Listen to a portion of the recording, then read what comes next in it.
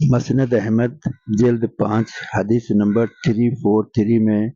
حضرت ابو مالک اشعری رضی اللہ عنہ سے روایت ہے کہ خاتم الانبیاء والمرسلین حضرت محمد رسول اللہ صلی اللہ علیہ وآلہ وسلم نے ارشاد فرمایا، لوگوں سنو اور سمجھو اور جان لو کہ حق تعالیٰ جل شانہ کے کچھ بندے ایسے ہیں جو نہ نبی ہیں اور نہ شہید ہیں، ان کے بیٹھنے کے خاص مقام اور حق تعالیٰ جل شانہ سے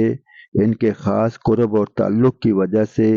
انبیاء علیہ السلام اور شہداء ان پر رشک کریں گے۔ ایک دیہاتی آدمی جو مدینہ منورہ سے دور کسی دیہات کا رہنے والا آیا ہوا تھا،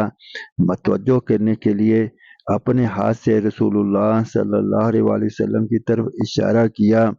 اور عرض کیا، یا رسول اللہ صلی اللہ علیہ وآلہ وسلم، کچھ لوگ ایسے ہوں گے جو نہ انبیاء ہوں گے اور نہ شہداء۔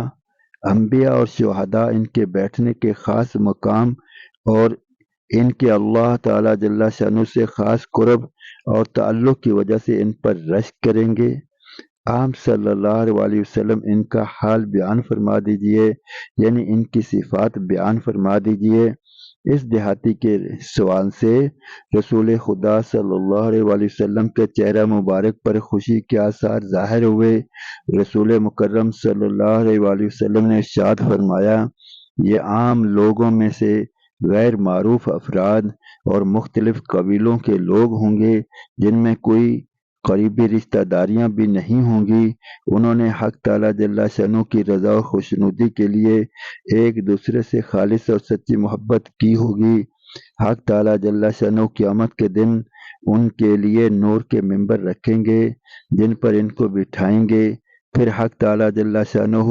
ان کے چہروں اور کپڑوں کو نور والا بنا دیں گے۔ قیامت کے دن جب عام لوگ گھبرا رہے ہوں گے،